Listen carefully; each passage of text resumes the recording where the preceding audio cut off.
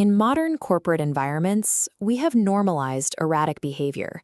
We accept a scattered attention span, rapid speech, and the inability to hold a single train of thought as the necessary cost of multitasking and hustle culture.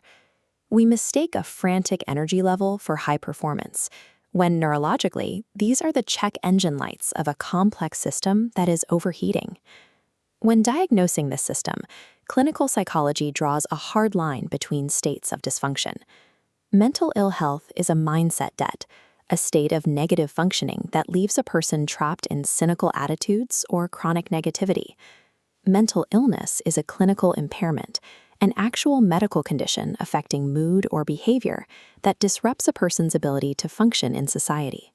The World Health Organization defines true mental health as a state of well-being where a person realizes their abilities, successfully copes with normal stress, works productively, and contributes to their community. Lacking a clinical diagnosis or avoiding sickness is a passive state. Maintaining the level of productivity and resilience required for actual mental health demands a high-performance engine, and that engine requires deliberate operation to avoid damage. In 1947, psychiatrist Carl Menninger defined mental health as an active adjustment of human beings to the world and to each other. It is a continuous process of recalibration to a shifting environment, rather than a static destination you arrive at. By 1971, researchers Singh and Tiwari established the framework for executing this recalibration. They termed it mental hygiene. Mental hygiene consists of the deliberate, daily maintenance measures a person takes to defragment their mind, promote balanced personality development, and prevent systemic breakdown. This diagram illustrates a structural load balancing network, representing the traits of a healthy mind. To keep the central ego stable, the system must continuously balance multiple interconnected psychological variables. These include maintaining optimism, developing the capacity to tolerate strong emotions, and staying grounded in objective reality. The most resource-intensive variable in this network is the act of evaluating your own behavior. This requires cognitive bandwidth to step back, examine a reaction, like snapping at a coworker, and accurately separate raw emotional data from your core identity. Mental hygiene is an ongoing systems engineering process. You must actively monitor and distribute the psychological load to prevent your internal structure from collapsing under daily pressure. When the mind's load balancing system encounters resistance, it generates distinct types of psychological friction. The first is frustration. Frustration occurs when a specific external roadblock prevents you from achieving a goal, leaving you stuck. A destructive variant of this is the frustration of conviction.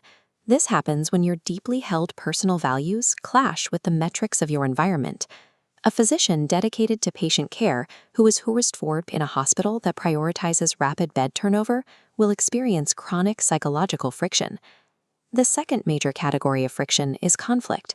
In psychology, conflict is an active, paralyzing disagreement occurring entirely within your own internal logic.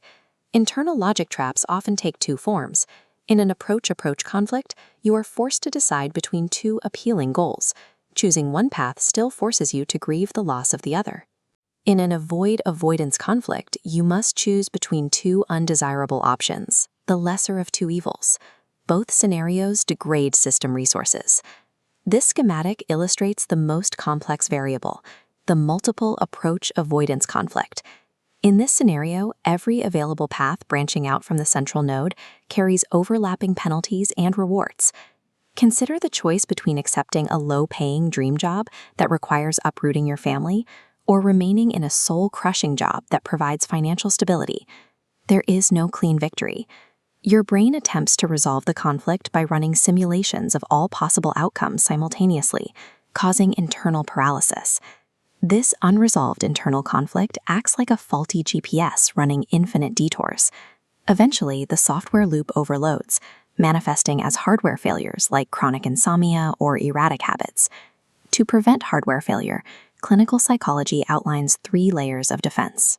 Primary prevention is the act of avoiding stressors entirely. You build social connections and curate an environment where specific friction does not exist. Secondary prevention relies on early identification. You actively monitor for the subtle smoke, unusually rapid speech, or the inability to hold a thought, and intervene immediately to reduce the duration of the distress. Tertiary prevention is deployed after a system crash. It focuses on mitigating the long-term impact and teaching healthy coping mechanisms to ensure the breakdown does not repeat. In a vacuum, prevention is effective. In reality, modern professional and family obligations mandate unavoidable stress. You cannot always walk away. The fire is already inside the house. When external prevention fails and a stressor cannot be escaped, the mind deploys automated, unconscious psychological shields designed to protect the ego from collapsing under the weight of the stress. Rooted in the psychoanalytic literature established by Sigmund Freud, these autonomic bodyguards are known as defense mechanisms.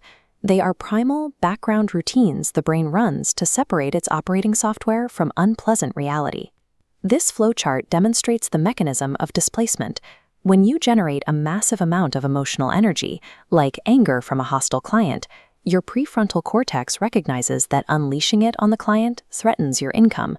The ego conserves that energy and reroutes it toward a safe, low-risk target, like snapping at a spouse. Projection operates on a different neurological logic. The ego encounters an emotion so painful that claiming ownership threatens your core identity. To protect itself, the bodyguard rewrites reality. It masks your own unacceptable impulse and pastes it onto someone else in the room. Projection is a psychological ventriloquist trick. It distorts objective reality, allowing you to safely judge your own hostility from a distance without feeling like the bad guy. Under severe stress, the mind will utilize regression. High-level adult neural pathways used for emotional regulation are overwhelmed and shut down. The brain devolves to its oldest software, resulting in a grown adult throwing a literal temper tantrum because it was a tactic that met their needs during earlier developmental stages. Other behavioral smokescreens include reaction formation, where you hide a dislike for a coworker by aggressively performing enthusiasm toward them. There is also compartmentalization, which builds airtight mental firewalls to separate conflicting values, allowing a ruthless manager at work to be a gentle parent at home without experiencing cognitive dissonance. Intellectualization uses data as a shield. By analyzing market trends immediately after a job loss, the brain uses hyper-rationality to sever the cognitive process from the emotional pain. The clinical alternative to these disorders is sublimation. Sublimation is considered a mature defense mechanism because it remains anchored in reality. You acknowledge the pain of a failure or heartbreak and actively channel that specific emotional energy into constructive action. Reality-distorting mechanisms ensure immediate survival in an acute crisis, but relying on denial and rationalization ensures future failure. If you continuously blame external factors for your mistakes, you destroy your ability to evaluate your own behavior, which prevents you from adapting. Breaking the mind's loop of reality distortion requires you to execute a manual override of the autonomic fear response. Deep conflict traps your brain in the amygdala, flooding your system with cortisol. Play, laughter, or deep breathing engages the parasympathetic nervous system, halting the cortisol loop. This physical reset pushes cognitive activity forward into the prefrontal cortex, where logic and objective reality reside. Once the hardware is stabilized, you deploy the cognitive protocol. To resolve those paralyzing multiple approach avoidance conflicts, the framework dictates you must learn to say no. You choose to disappoint some people, accepting the penalty of one path to protect your core operating system. You cannot logically evaluate your choices while your brain is chemically drowning in a survival response. You must actively force the system to cool down first. Systemic mental hygiene relies on reducing the priority of the ego. An inflated ego operates with a high threat detection threshold. It perceives every piece of critical feedback and every minor failure as an existential threat, automatically triggering the unconscious bodyguards to deny reality, project blame, and rationalize the outcome. In this clinical context, humility acts as a systemic dampener. Lowering your ego reduces your perceived threats. By focusing on the completion of the work rather than personal status, you bypass the need for defense mechanisms and can evaluate your own behavior without shame. If individual minds possess built-in software to deny reality and protect fragile egos, that same software operates within our institutions. When an entire organization adopts collective projection and rationalization, it is the result of thousands of individual actors simultaneously deploying these defense mechanisms. These institutions become scaled-up versions of our own unchecked rationalizations. Mental hygiene is a rigorous, ongoing commitment to dismantling illusions and adjusting to the real world.